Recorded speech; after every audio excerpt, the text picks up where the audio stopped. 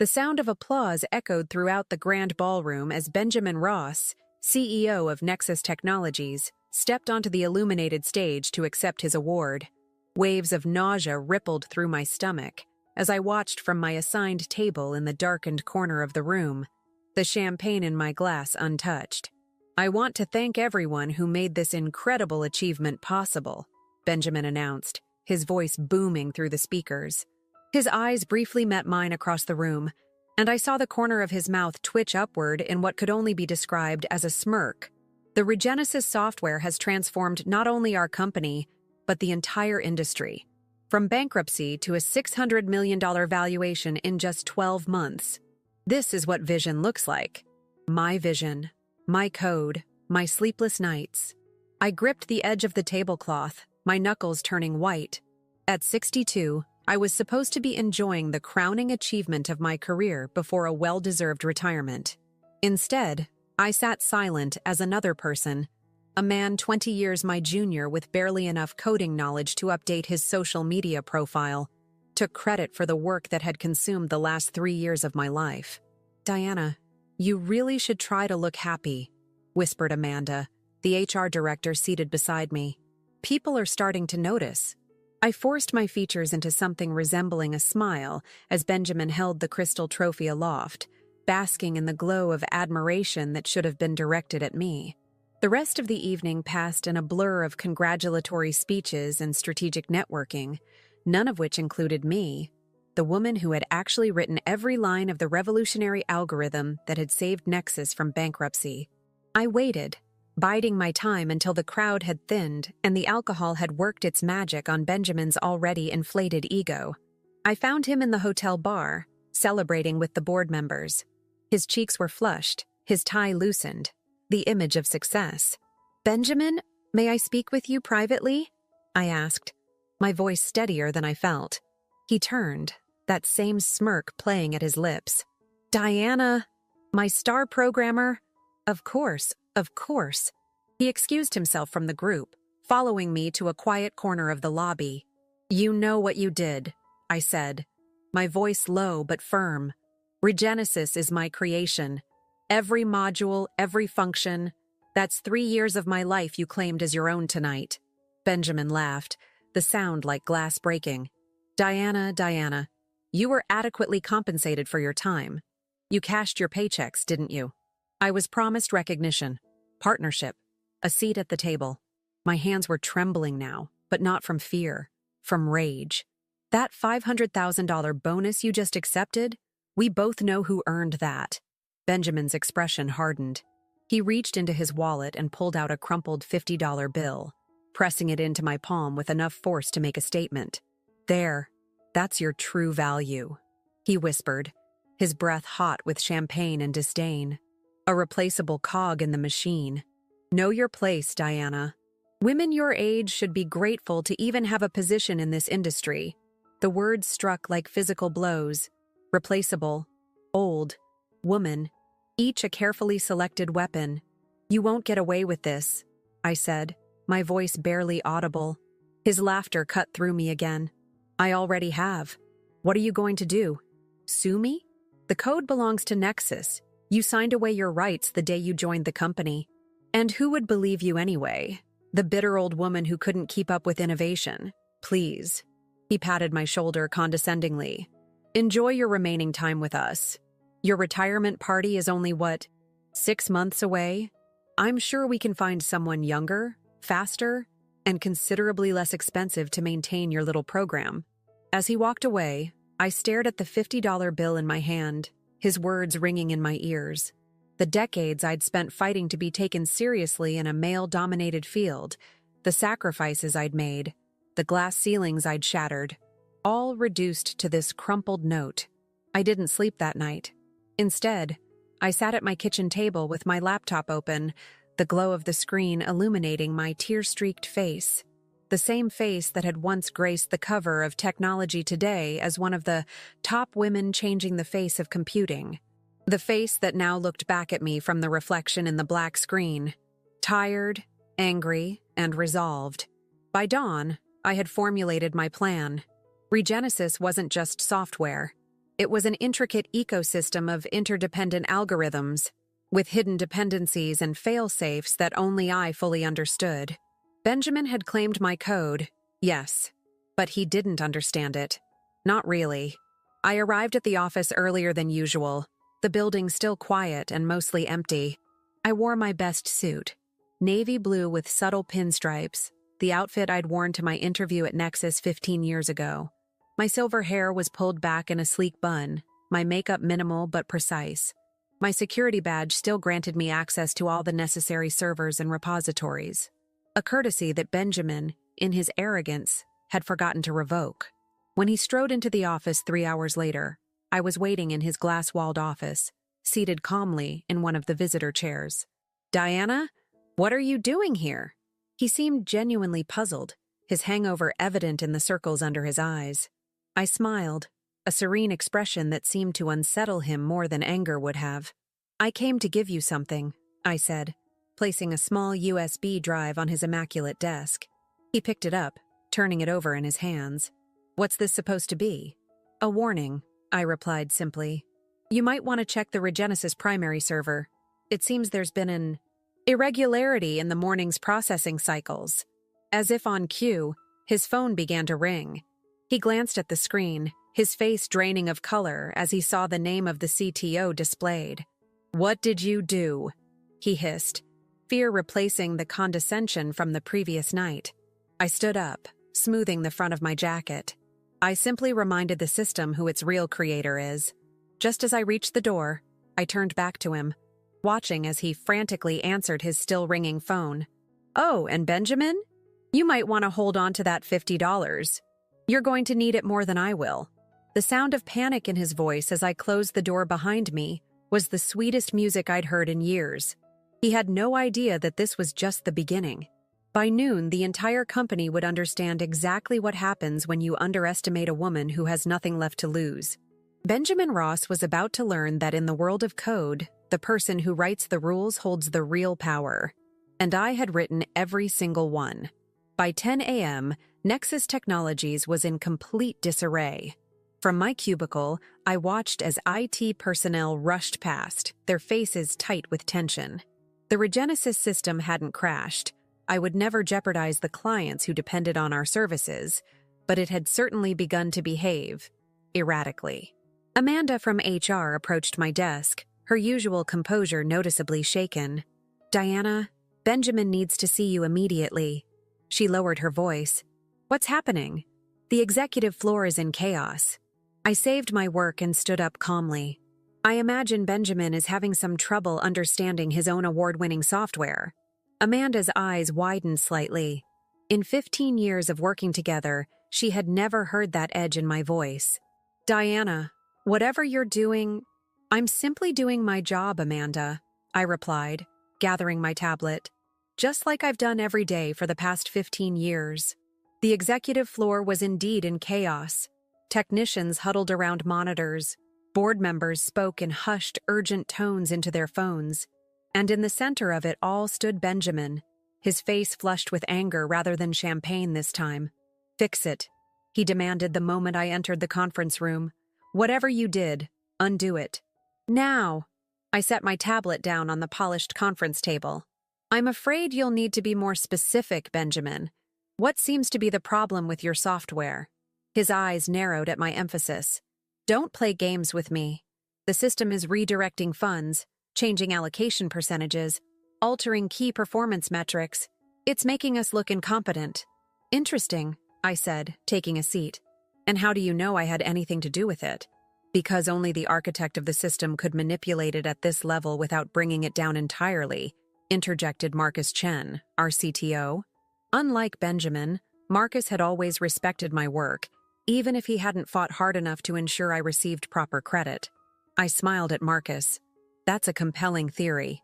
But as Benjamin made quite clear last night, he is the visionary behind Regenesis. Surely he can resolve any issues. The room fell silent. Several board members shifted uncomfortably in their seats. "What exactly do you want, Diana?" Benjamin finally asked, his voice low and dangerous. "Recognition, compensation, justice." I counted off each point on my fingers. The truth about who really created Regenesis. Benjamin laughed, but it was hollow. You're holding the company hostage for your ego? This is corporate terrorism. No, Benjamin. This is negotiation. I opened my tablet and turned it to face the room. On the screen was a complete timeline of Regenesis's development. My emails, my code commits, my research notes. Evidence that couldn't be denied. I'm not asking for anything that wasn't rightfully mine to begin with. Marcus stepped closer, examining the evidence. She's right, he said quietly. This is all Diana's work. It doesn't matter, Benjamin snapped. She signed an employment contract. The intellectual property belongs to Nexus. True, I conceded. But there's a difference between legal ownership and public perception. How do you think our clients and shareholders will react when they learn the truth? That the company's savior isn't the charismatic CEO, but the replaceable older woman he dismissed? I could see the calculations happening behind Benjamin's eyes. His reputation, his future opportunities, his legacy, all at risk. What do you propose? Asked Eliza Donovan, the chairwoman of the board. Her tone was measured, but her gaze was sharp. Full recognition as the creator of Regenesis, a partnership stake in the company, and compensation commensurate with my contribution, including half of the award bonus Benjamin received last night. Benjamin slammed his fist on the table. This is extortion. This is correction, I replied calmly.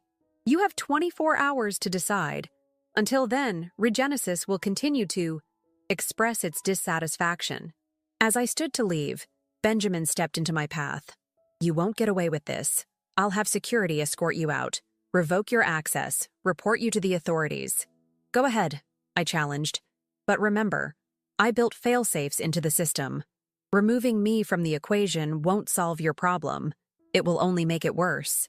I walked out of the conference room with my head held high, ignoring the whispers that followed me. For the first time in years, I felt powerful, in control.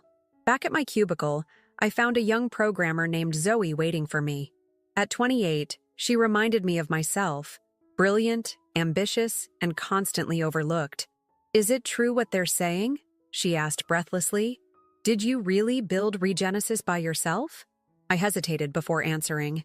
Why do you ask? Because I've studied your code. I mean, the Regenesis code. It's beautiful, elegant, revolutionary. Everyone assumed Benjamin designed the architecture and some team of anonymous coders implemented it, but she paused. The system has one cohesive voice, one brilliant mind behind it. I felt a sudden warmth at her words, the first genuine appreciation for my work I'd heard in too long. The truth will come out soon enough, I told her, one way or another. As the day progressed, the Regenesis irregularities became more pronounced. Client dashboards now displayed my name as system architect. Fund allocations hadn't actually changed, but they appeared to have shifted in reports, causing panicked calls from investors. Most damaging of all, the presentation Benjamin had given at last night's award ceremony now played on a loop on all company monitors, but with subtle alterations that highlighted discrepancies in his technical explanations. By 4 p.m., Benjamin summoned me again. This time, he was alone in his office, the blinds drawn. You've made your point, he said, his voice tight. What will it take for this to stop immediately? I told you my terms. The board will never agree to a partnership stake, and I'm not giving you half my bonus. I moved to leave. Then we have nothing more to discuss. Wait, he called after me. What if we announce you as the lead developer? Give you a promotion, a raise, public recognition? I turned back. Not enough.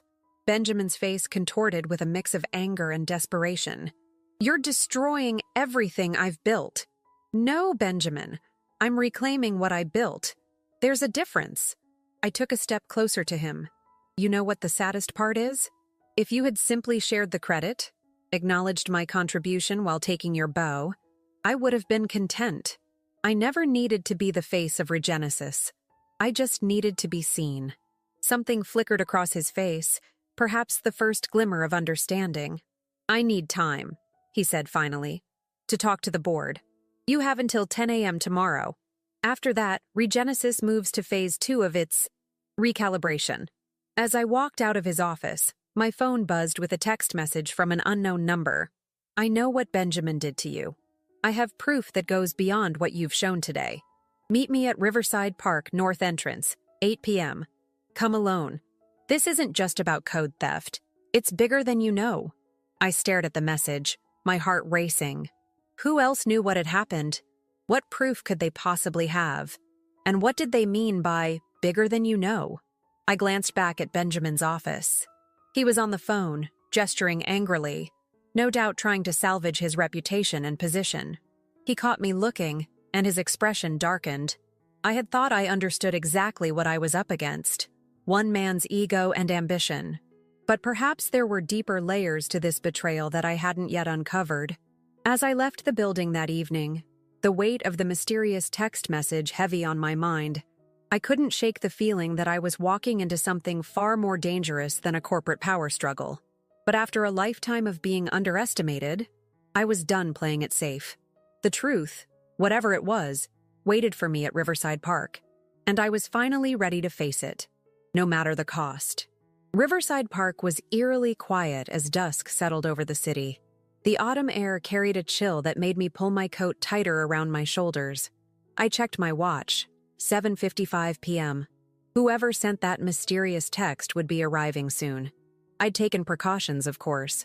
I'd forwarded the text to my personal email and left a sealed envelope with my neighbor containing a USB drive with all my evidence, along with instructions to contact a technology reporter I trusted if I didn't return home tonight.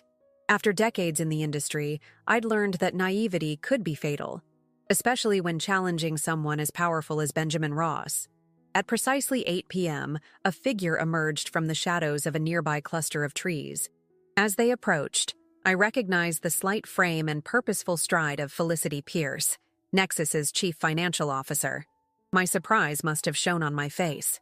"Thank you for coming, Diana," she said, her voice barely above a whisper despite no one else being nearby. "Felicity? You sent the text?" She nodded, glancing nervously over her shoulder. "We don't have much time. What Benjamin did to you, taking credit for your work, it's not an isolated incident. And it's far from the worst of his offenses." She handed me a manila envelope. "These are financial records from the past 18 months. Look closely at the investment patterns before and after Regenesis launched." I opened the envelope and skimmed the documents by the light of a nearby lamp. Even at first glance, the irregularities were glaring. "He diverted investment funds," I murmured, the pieces falling into place. "He knew Regenesis would succeed because he'd seen my prototypes, so he positioned his personal investments accordingly, then channeled company resources to maximize his returns." Felicity nodded grimly. "Classic securities fraud, but nearly impossible to prove without understanding how Regenesis works, which only you do. He's been manipulating the system not just for company growth, but to enrich himself and a select group of board members." "Not the entire board?" "No. Eliza Donovan knows nothing about this. Neither does Marcus. They'd never condone it." I continued examining the documents, my blood running cold as I realized the magnitude of what Benjamin had orchestrated. This goes beyond taking credit for my work. He's been using my algorithm to commit financial crimes. "Yes, and implicating you in the process," Felicity added. "Your digital signature is all over the code that facilitates these transactions. If this ever comes to light, I'd be the scapegoat," I finished for her. "The disgruntled employee who embedded fraudulent functions into the company's core product." Felicity's face was grave in the dim light. "Exactly. Benjamin has been careful to document every instance where you've acted alone on system changes. He's building a paper trail that leads directly to you." "Why are you telling me this? Why take the risk?" I asked, studying her face. She looked away briefly. "My sister went through something similar at her company. Brilliant engineer, overlooked for promotion repeatedly, then pushed out when she was in her 50s. She never recovered, professionally or personally." Felicity met my eyes again. "I won't be complicit in that happening to another woman." A twig snapped nearby and we both tensed. "I need to go," Felicity whispered urgently. "Use this information carefully, Diana. Benjamin has more allies than you know. Wait, I called softly as she turned to leave. What about your involvement? These transactions required CFO approval. She paused. My electronic signature appears on the documents. Yes. But I have evidence that it was used without my knowledge. I've been building my own case, quietly. With that, she disappeared into the darkness, leaving me with damning evidence and a significantly more complicated situation than I had imagined this morning. Back in my apartment, I spread the documents across my dining table, cross-referencing them with my knowledge of Regenesis's architecture. It was ingenious, really. Benjamin had identified vulnerabilities in my system that even I hadn't anticipated, using them to create undetectable channels for fund manipulation.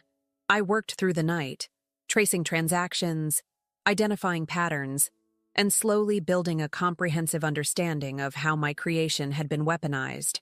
By dawn, I knew exactly what needed to be done. My phone rang at 6:30 a.m. Eliza Donovan, the board chairwoman. Diana, we need to talk, she said without preamble. Not at the office, the Highline Cafe in 1 hour.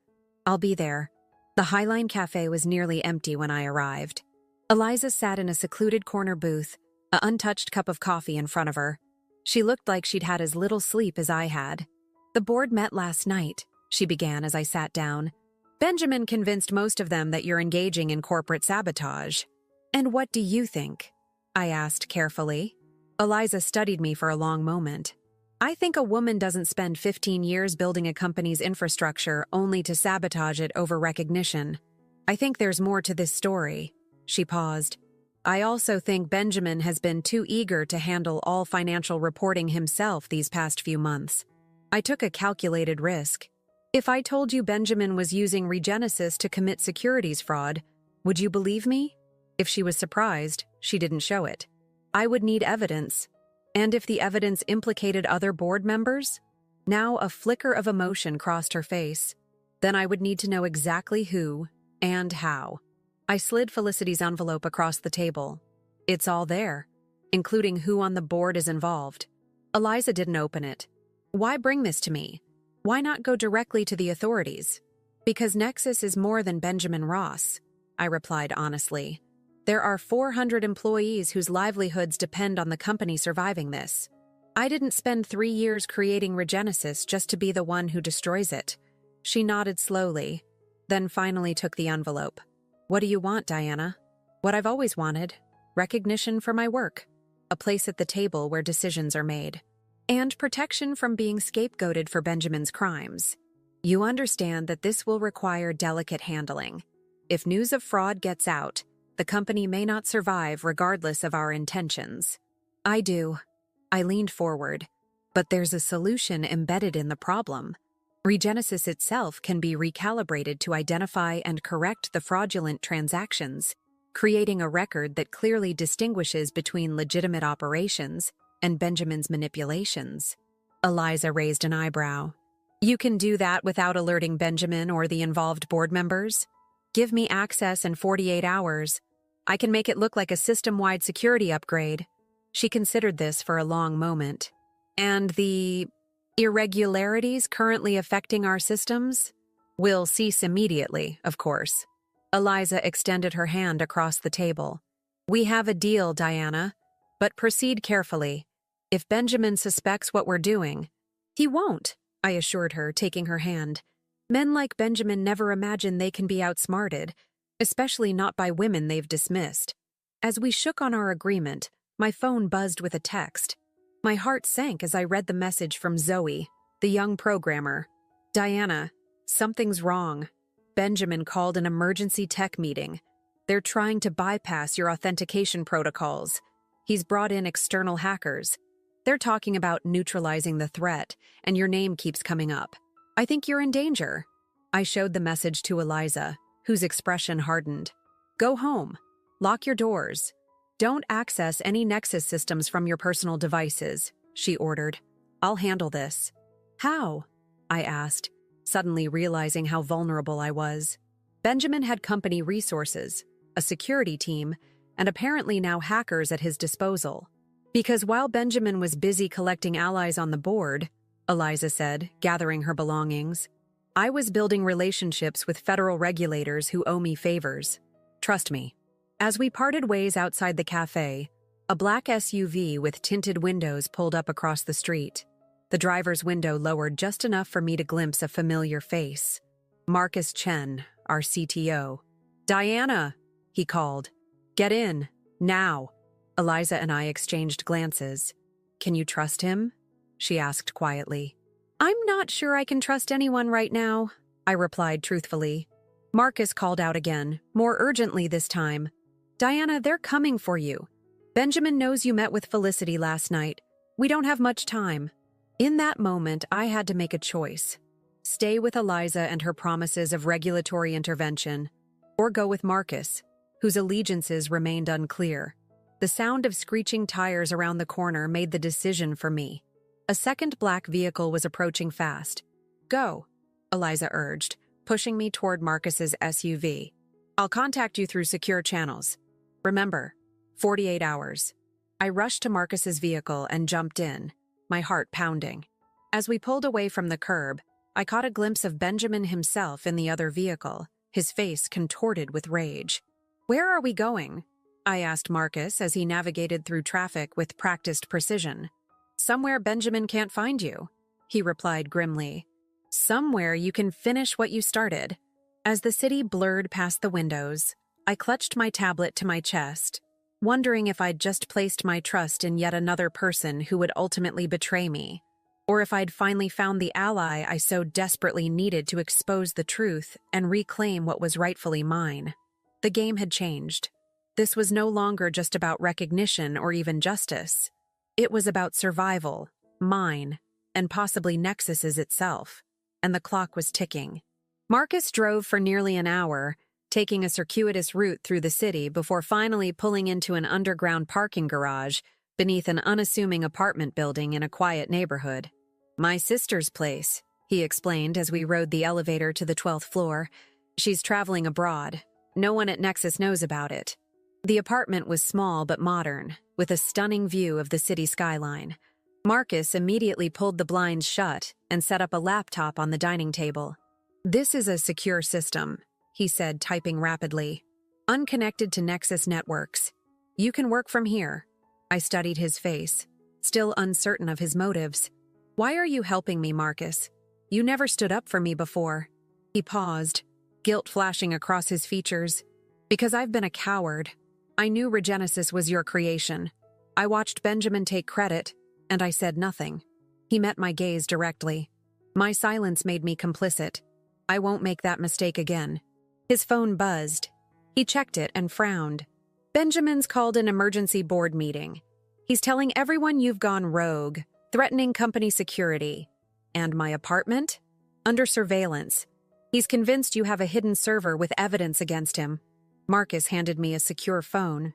"Eliza just texted. The regulatory contacts she mentioned. They're from the SEC. She's briefing them now." My mind raced, calculating our next move. I need access to the Regenesis core system. Too risky. Benjamin's watching all access points. Then we create a new one. I opened the laptop and began coding.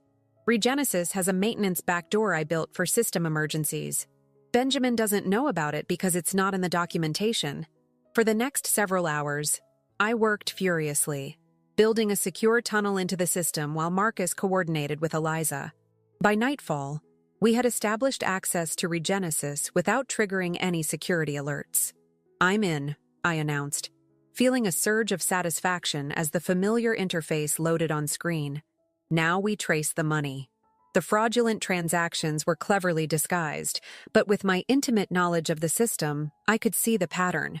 Benjamin had created a subtle algorithm that skimmed fractional percentages from thousands of legitimate transactions, routing them through a maze of dummy accounts before consolidating them into offshore investments. "It's brilliant in its simplicity," I murmured, almost impressed despite myself. "He's been stealing millions in plain sight." As I worked to document and reverse engineer the fraud, Marcus received another call. His expression darkened as he listened. "Benjamin's escalating," he reported after hanging up. "He's convinced the board that you planted evidence against him. They've frozen Eliza out of emergency decisions. They're voting on whether to pursue criminal charges against you. I felt a chill run through me. How much time do we have? The vote's scheduled for tomorrow morning, 9 a.m. 24 hours to save my reputation, my career, and possibly my freedom. We need to finish this tonight, I said firmly. I'm going to recalibrate Regenesis to expose the fraud and identify all responsible parties. When it's done, the system itself will provide irrefutable evidence. Working through the night, I meticulously reconstructed the fraud pathway, documenting each step. By dawn, I had created a comprehensive report that highlighted Benjamin's manipulation and exonerated me from any involvement. It's ready, I told Marcus, who had stayed awake supporting my efforts. Now we need to make sure the right people see it. Eliza's SEC contacts? Yes, but also every board member simultaneously. We need to prevent Benjamin from controlling the narrative. Marcus hesitated. That's risky, Diana. Some board members are implicated in your report. Exactly. They'll turn on Benjamin to save themselves. I began typing again.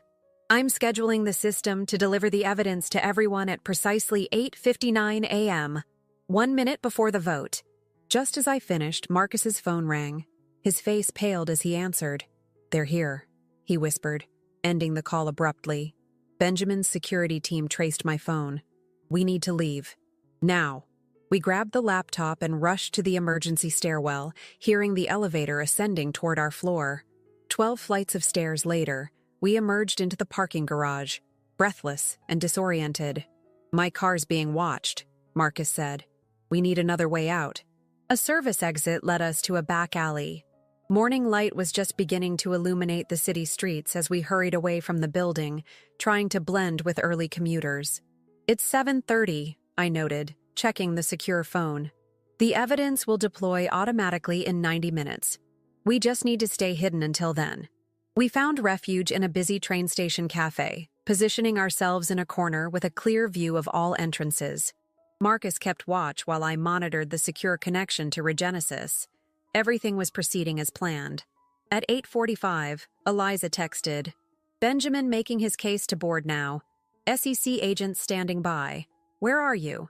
I replied, safe. Evidence deploying in 14 minutes. Be ready. The final minutes ticked by with excruciating slowness. At precisely 8:59, I watched remotely as Regenesis executed my command, sending the damning evidence to every board member, key executives, and Eliza's SEC contacts simultaneously. My phone buzzed with a new message from Eliza. It's working. Benjamin's face when everyone received your report. Priceless. SEC moving in. You've done it, Diana. Relief washed over me, followed quickly by exhaustion. After 3 years of work, months of betrayal, and a night of desperate coding, justice was finally unfolding. But as I looked up from my phone, that moment of triumph evaporated instantly. Standing at the cafe entrance, scanning the crowded space with cold determination, was Benjamin himself. Our eyes met across the room. His expression shifted from surprise to rage in an instant. And in that moment, I knew the final confrontation was inevitable. Benjamin charged toward our table, shoving commuters aside. Marcus stood to intercept him, but Benjamin was faster, fueled by desperation and rage. You think you've won? He snarled, looming over me. You've destroyed everything. I met his gaze steadily. No, Benjamin. You did that yourself when you stole my work and used it to commit fraud. His hand shot forward, grabbing my arm. I made you. Without me, you'd be nothing but a forgotten relic in an industry that values youth and innovation. Let her go. Marcus's voice was firm as he gripped Benjamin's shoulder. Benjamin whirled around, his face contorted. You too, Marcus. After everything I've done for your career? The commotion was drawing attention. Station security was approaching. It's over, Benjamin, I said quietly. The board has the evidence. The SEC has the evidence. You can't bury this. He laughed bitterly. Evidence? It's your word against mine. A disgruntled employee trying to damage the company before retirement. Just then, his phone rang. He checked it, his face draining of color. Mr. Ross? This is Agent Kathleen Morales. SEC. We're currently at Nexus Technologies headquarters. I'm calling to inform you that we've issued a cease and desist order and frozen all corporate accounts pending our investigation. Please return to the office immediately. Benjamin's hand fell limply to his side, still clutching his phone. The fight seemed to drain out of him in an instant. This isn't just about taking credit for my work anymore, I said softly. You used my creation to commit financial crimes, then tried to set me up to take the fall. Security officers reached us. Is there a problem here? Before Benjamin could speak, his phone buzzed again. He glanced down, then looked up at me with genuine fear in his eyes. The board just voted, he whispered. Unanimous termination. The officers escorted Benjamin away, his shoulders slumped in defeat. I watched him go, feeling strangely hollow. This man had tried to destroy my career, steal my legacy, and potentially even have me imprisoned. Yet in this moment of his downfall, I felt no satisfaction, only relief that the truth had finally emerged. Diana? Marcus touched my shoulder gently. Eliza's texting. The board wants to meet with you. They're waiting. The Nexus headquarters was transformed when we arrived. SEC agents moved efficiently through the offices, collecting documents and securing digital evidence. Employees gathered in clusters, whispering anxiously about the morning's events. Zoe rushed up to me as I crossed the lobby. You did it, she said, her eyes shining. Everyone knows the truth now. They know what you created. I squeezed her hand gratefully before continuing to the boardroom. Inside, the remaining board members sat in tense silence. Eliza stood as I entered. Diana, she began formally. On behalf of the board, I want to extend our sincere apologies for what has happened. Benjamin Ross's actions, both in claiming credit for your work and in the financial improprieties, are inexcusable. I nodded, accepting her words but waiting to hear what would come next. We've unanimously voted to offer you the position of Chief Technology Officer, with full recognition as the creator of Regenesis. Additionally, we're prepared to grant you the partnership stake you requested, along with appropriate compensation for your contributions. It was everything I'd asked for, everything I deserved. Yet something felt incomplete. Thank you, Eliza.